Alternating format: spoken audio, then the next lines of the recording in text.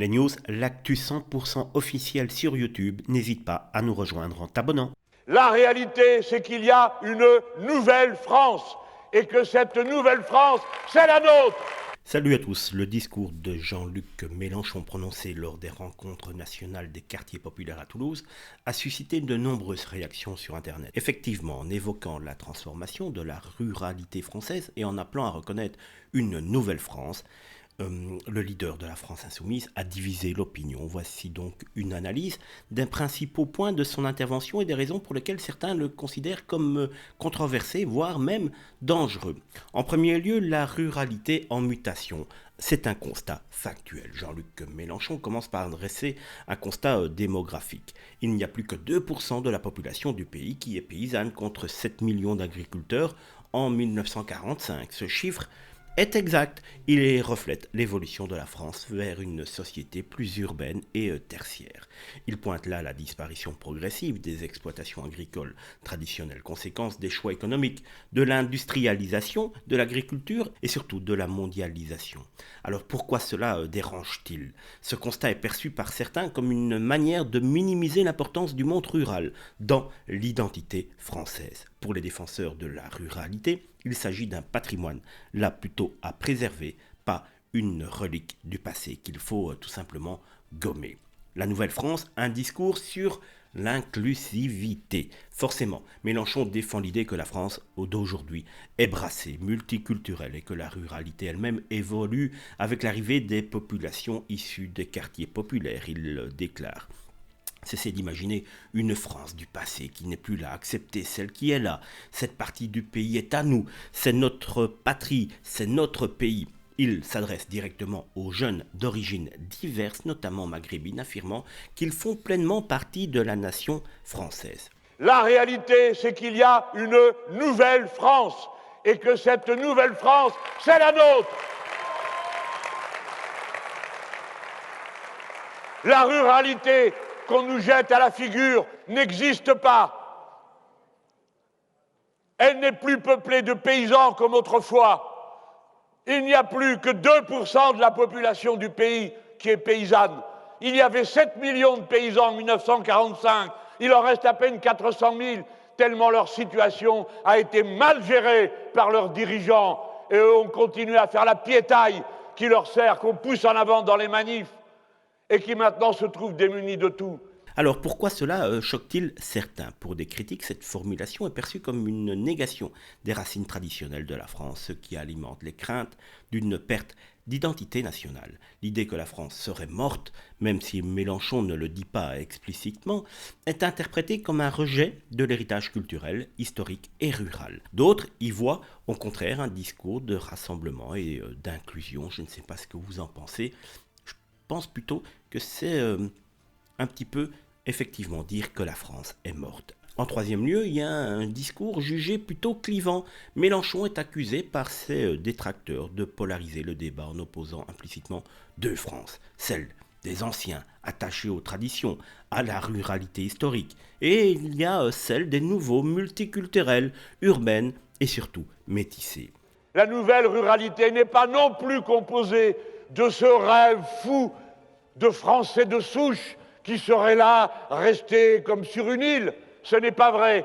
La ruralité est brassée, et pour ceux qui ne le savent pas, arrivent dans la ruralité pour acheter ce qu'on peut y acheter, quand on peut y acheter quelque chose, parce qu'il se trouve que la crise du logement est la première des crises qui atteint la population de la ruralité et la jeune génération. Ce nous contre eux peut être perçu comme une stratégie politique cherchant à mobiliser un électorat jeune, urbain et issu de la diversité. Cependant, certains estiment que cela renforce les fractures sociales et identitaires au lieu de les apaiser. En quatrième lieu, il y a la dangerosité ou un malentendu. Pour ses partisans, ce discours est un appel à l'unité, à l'acceptation de la France telle qu'elle est aujourd'hui, avec ses diversités culturelles et sociales. La France est finie, la France de papa c'est terminé, il faut la sortir de nos têtes et il faut accepter celle qui est là aujourd'hui. Mais pour ses opposants, il alimente un récit de fracture identitaire où l'on efface volontairement une partie de l'histoire française qui a fait que la France est ce qu'elle est aujourd'hui au profit d'une nouvelle narration. Le danger perçu ne réside pas tant dans les faits avancés que dans la manière de les présenter. En politique, la sémantique est cruciale et certains propos peuvent être mal interprétés, amplifiés ou instrumentalisés selon les sensibilités de chacun. En conclusion, pour ce discours polémique de Mélenchon, le discours de celui-ci à Toulouse est un mélange d'une observation factuelle sur la démographie française et une vision politique assumée, celle d'une France plurielle, en mouvement qui ne doit pas rester figée dans le passé. Est-il véritablement dangereux? Cela dépend de l'angle de lecture, évidemment.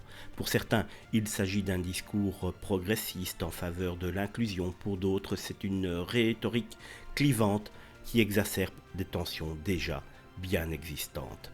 Quoi qu'il en soit, ce discours soulève des questions fondamentales sur ce qu'est la France d'aujourd'hui et sur la manière dont chacun définit son identité nationale. Quelque part, faut-il continuer à rêver de la France que nous avons connue il y a maintenant quelques années, ou tout simplement accepter cette France qu'on a actuellement?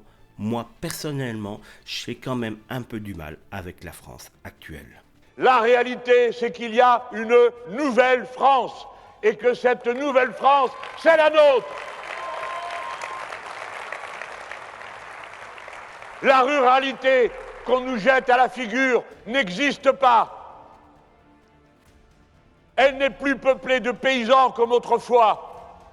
Il n'y a plus que 2% de la population du pays qui est paysanne. Il y avait 7 millions de paysans en 1945. Il en reste à peine 400 000. Tellement leur situation a été mal gérée par leurs dirigeants. Et eux ont continué à faire la piétaille qui leur sert, qu'on pousse en avant dans les manifs, et qui maintenant se trouvent démunis de tout.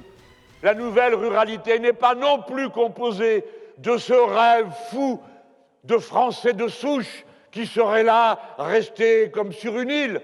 Ce n'est pas vrai.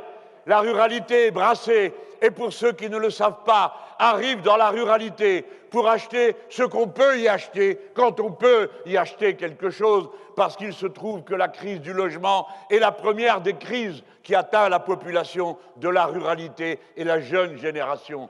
C'est qu'il y a une crise du logement. Eh bien, ceux qui arrivent sont ceux qui, ayant réussi socialement à l'école et réussi socialement d'une manière générale, en tout cas assez pour avoir 3-4 sous pour pouvoir acheter la maison dont on rêve et y installer sa propre famille. Eh bien, c'est celle qui arrive des quartiers populaires en ce moment. Cessez donc d'imaginer une France du passé qui n'est plus là. Acceptez celle qui est là et dites-vous bien, comme je le dis à chacun des jeunes gens que je croise et dont je sais qu'ils sont nés comme moi au Maghreb ou bien encore ailleurs. Cette partie du pays est à nous, c'est notre patrie, c'est notre pays, c'est là que naîtront vos enfants, c'est là que naîtront vos petits-enfants. Ce pays est à nous tous. Voilà pourquoi je parle de la nouvelle France.